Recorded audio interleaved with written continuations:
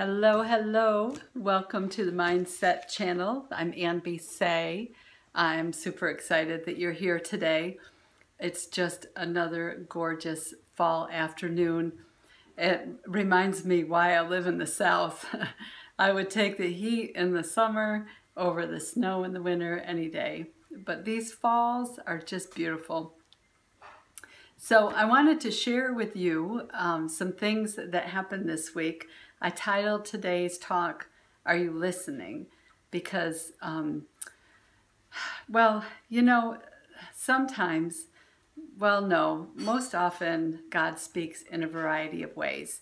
And sometimes He speaks to us in scripture, which is like for me growing up, like it was always like I'd hear His voice when I did my devotions in the morning. But then I started to understand and hear His voice in songs. And some songs would really, touch me and speak to my heart. God also speaks through devotions and a lot of times through other people. I'm going to come back to that in a minute. But I wanted to share with you, 5-6 years ago, I did a study by John Eldredge called Walking with God. And it really opened up my mind to all the different ways that God speaks to us. And my favorite story is in that book. And he talks about being at a retreat and coming down for breakfast. And the men, had been talking about something, and he'd been wrestling with something. And he heard God's voice in the label of a ketchup bottle. And that just cracks me up because it always reminds me that you don't have to be like super spiritual. You don't have to be in a church building or in a special place to hear God's voice. Like you can hear God's voice anywhere. One day I was in Nashville and I was lost on the highway, and it was before smartphones, so it was a while ago. And I was like, oh, Jesus, I just need a sign. Like, I don't know which way to go. I just need a sign. And right there, in front of me, was this sign that named the town that I wanted to go to with the arrows like pointing that way. And I was like, oh, yes. So sometimes God speaks to you in road signs. Well, Wednesday evening, we were finishing up this semester of divorce care. And one of the ladies was sharing that her psalm, like her identity psalm, is Psalm 46. And I was like, oh, that's pretty cool. Like she's, she grabbed a hold of one and it spoke to her. And so she like reads it and kind of studies it a little bit more in depth. So Thursday morning, I was just hanging out. The chemist had to get up early and go to the lab. And so I had like the whole house to myself, the whole day to myself. So I threw on some worship music, and I thought about this friend of mine, and I opened up my Passion Translation. Love the poetry on fire. If you haven't picked this up, it's worth getting. And so I went to Psalm 46 because I thought, I wonder what it is that spoke to her in that. And the Passion Translation, the chemist that says it's the spirit of the word, not just the translation of the word. And that's one of the reasons why we really like it. So I started reading, and I didn't really get very far. Like, I read the first verse and was pretty much undone.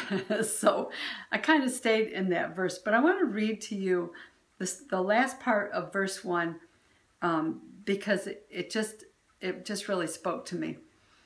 And what it says is, God, you are more than enough and always available whenever I need you. And I think that I got undone because I went decades like hearing that. Like I grew up hearing that. Like God is enough. God is more than enough. God is always available.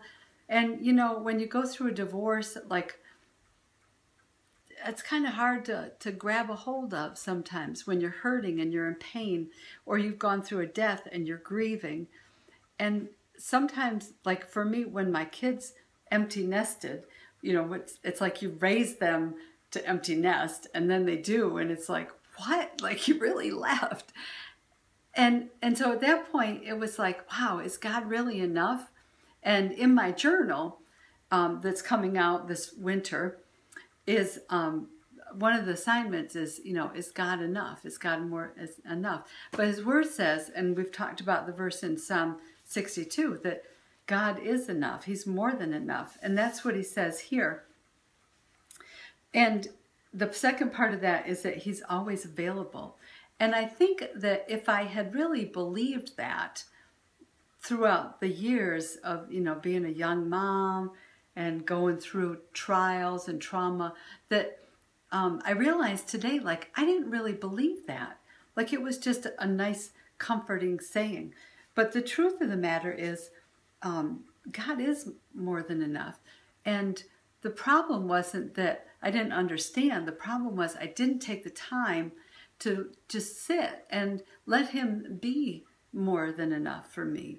I didn't take the time to just sit and let him be available. I love that. God, you are always available whenever I need you.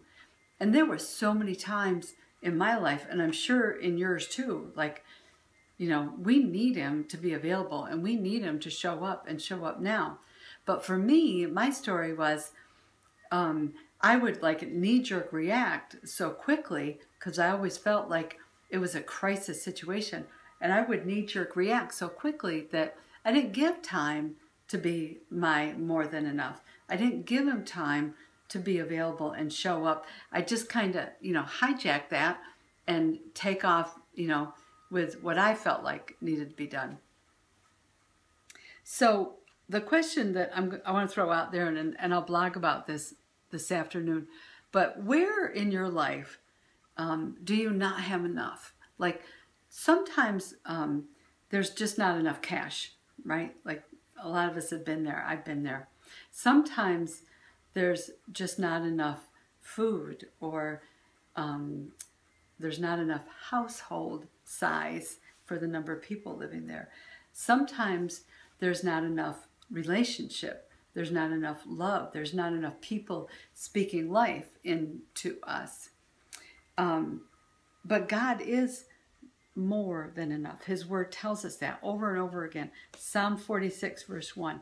Psalm 62, verses 11 and 12. God is more than enough. But we need to let him be our more than enough. And is he always available? This brings back just a really quick story. Back, probably 10 years ago, there was a tsunami that hit India, and it was devastating. Maybe you remember that. Maybe you were there. Maybe you were part of that. And I was in one of those crisis modes. Like, if some things didn't change, I felt like I was going to die. And my cry to the Lord was like, where are you? Where are you? And the lie that I believed in my head was he was on the other side of the world doing tsunami relief work, and he'd forgotten about me. But that's just a lie. That's a lie from the pit of hell. Like, God is always available. And when I slowed down enough, because shortly after that, I slowed down enough, and I guess maybe because I was out of tricks, and I just said, God, I need you to show up for me. And once I stopped and just got still and waited, he did. He showed up for me. He proved to me that he's always available. He proved to me that he's my more than enough. And things started to come, resources and provision, and things started to come. So I just want to encourage you to just kind of be aware of that. I am all about note cards. So I made my little note card. God is more than enough, and he is always available. And then I put the little reference there at the bottom, Psalm 46, 1, the Passion Translation, because I like to know like where I got that from. So think about like where do you have lack? Where do you need God to be more than enough for you? Where do you need him to be available? And then just like let go and let him be your more than enough. So I'll blog about this. I'll give you a little bit more resources, and I just hope that blesses you today. We're just sharing hope and changing the world. So we'll see you next time. This is Ann B. Say on the Mindset Channel.